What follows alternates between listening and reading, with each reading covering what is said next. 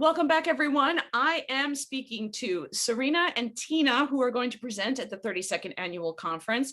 Let's start with Serena. Why don't you introduce yourself and how you are somehow connected to adoption or foster care for everyone in the community to hear about? My name is Serena, and I carry a few titles. First and foremost, as a parent of kids who struggle with their emotional health. I work as a family navigator in my local community, and I also own the title of Mental Health Mama with my colleague Tina, and we podcast to the world. So my connection is that we support families of kids who struggle, and as we know, foster kids, adoptive kids, regular kids, all the kids. A lot of kids struggle, right? We try to normalize the conversation around mental health. Tina, why don't you introduce yourself? So I'm Tina, and Serena and I often like to say ditto because we do the same things. I am the parent, and I'm always a parent first, of two biological children, one of whom struggles significantly with mental health. So it has been my job for, I think, 8 years to support parents whose kids struggle in any way. And so, as Serena said, our family navigator role brings us families who struggle in some way, and often we have foster, adoptive, kinship parents. So we support all those people, and we love your conference title, What Lies Beneath, because we are always thinking in that way. So. Well, Tina, what brought you, besides maybe your own personal journey, but what made you make a leap from your personal journey to help other people? That's a big leap. What made you do that? It's a great question. I kind of think of it as my why for sure. I learned so much over the years about partnering with agencies and schools to help my own family just get through in a way that was not adversarial, but instead kind of positive partnering. And that's what our topic will be about, is positive partnership. And we just felt like we got so much more. And it really feeds my soul to help other people with this thing that I struggled with for so many years. Serena, what brought you to be able to do this from that leap? Sure, I'd say it was a similar story. I can think back to when specifically my 12-year-old, when she was little and began exhibiting behaviors that made it very challenging to be a, sort of what we might call a normal family, right? Going out in public, going to restaurants, going to playgrounds, things like that. And I literally felt like I was the only one. I really felt that way. And so the idea that this job came along where we connect with families and let them know that they're not alone, that these are things that happen with lots of families. There are a lot of behavioral issues, a lot of challenges out there, because none of us get a manual, right? There's no manual on parenting, particularly if our kids weren't from a textbook, which they're not. What made you both do a podcast? Well, partly the pandemic. We were thinking about writing a book and have for a long time. And podcasting just seems so naturally a part of how we could reach lots of people. And it has been a booming success, I would say. Really, we hear from people all the time who are being reached by this. And it's really, it warms my heart to think that we are helping people feel like they are connected and normal. Serena, what is a mental health mama? Well, it's a title we created for ourselves, and it's just partially it goes to the idea that we all have mental health. So I'm a mama, I have mental health, everybody I know has mental health, and we want to continue to talk about mental health in a way that's not scary, in a way that's not stigmatizing. So it's just a title we created, and I think other people connect with that title as well. But it is more than just mamas. It's it's moms, dads, grandparents, people who aren't even parents who connect with us, again, because we all have mental health.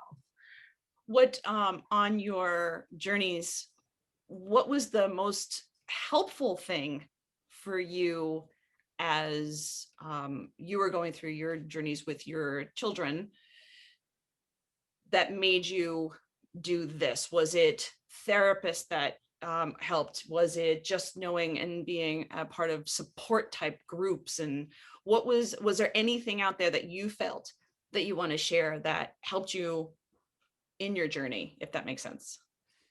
Yeah, so I can't say enough about connection. Serena spoke to that a little bit ago, and connection has helped me immensely. Just feeling like this is normalized, that I am not isolated. I know we're in the Me Too movement, and it really is about, oh, me too. We connect with families all the time. And it really, it improves my mental health to think, yes, I can connect with others who are experiencing not the same experiences, but the same feelings around those experiences, the hard, the overwhelmed, the connected. And we actually witness this in our book groups and other meetings that we have, this shift from overwhelmed, sad, alone to connected, and just that shift is amazing to watch, to witness. What about you, Serena? Do you have anything that you want to share about? So I would echo that and add in the idea that part of our work is to support other families in finding their champions. And for me, every step of the way, there has always been somebody who I could look to, that I could lean on. Sometimes it was a therapist, sometimes it was a teacher, sometimes it was a school nurse. Just finding those people who supported my family and continue to. We're still in it. My kids are 19, 12, and 6, and every day is different. And we're still looking for our champions and finding ways to feel more connected and to help my kids be more successful. The thing you can, whoever wants to go first. I like to ask this of every person I interview because I like to promote books and I like to share mentors. Mm-hmm. So was there any books that you felt that helped you on your journey? I'm not a reader, so I would answer with a more mentor thing, but were there any books that were very helpful to you or to others? And was there anyone that you looked up to that helped? Sure. I'm going to just call out the first thing that comes to my mind. So we have tons of books that we've been promoting on our podcast just because we love them. And although I do read, I mostly audiobooks. So I read a ton for sure. But Brene Brown is one of my absolute faves. She is just from wholehearted living to every part of her own parenting journey and her transparency about that. She's been a huge mentor, and she has these 2 amazing podcasts that really have been super inspiration. What about you, Serena? So again, I would echo that about Brene Brown. And I also, one of the things we do locally in our community, and it's been a bit more than local with COVID, but we have these book groups that we bring people together over. We don't call them parent support groups, although that's often what people feel is supported. But we use books to guide our conversations and to, again, normalize kids who struggle and parenting, because parenting is just hard, period. So some of the books that we've read that we've really enjoyed, Shut Up About Your Perfect Kid is a great one. Let me think what else. Sometimes we read fiction. We read Turtles All the Way Down, which was an interesting book to kind of get inside some different kinds of struggles, specifically around OCD in that one. What am I forgetting, Tina?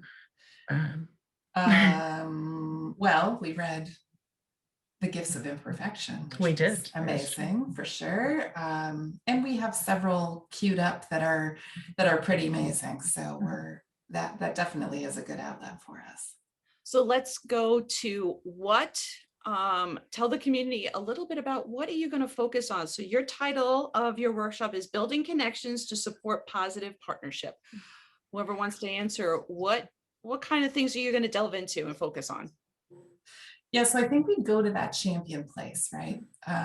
It's a simple concept, and it has been vital to our success with positive partnering with every agency we've worked with.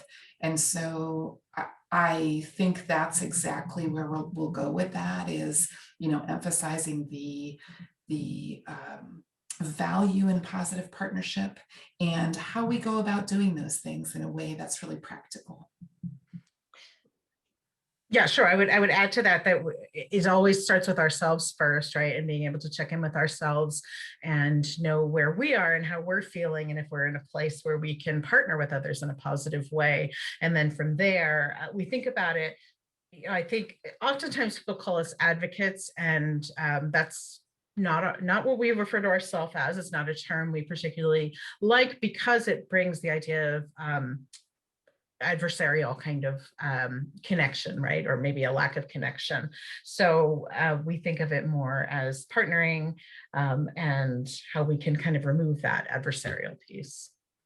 I like to end on a positive statement. Whoever wants to take it, or both of you want to take it. If you wanted to tell everybody why is it so important to come and see your workshop, what would it be? Whoever wants to take it, or both want to take it, go for it. Yeah, so we cannot emphasize enough that positive partnership is really kind of the gateway to student and parent success, right? Our program is built on the fact that when parents feel supported and connected and able to partner with agencies and schools, that kids are going to be more successful. And that's what we all want, is to be well ourselves and to have our kids be successful. I will add that we love to connect with people, and so we hope that people will come and connect with us. Absolutely.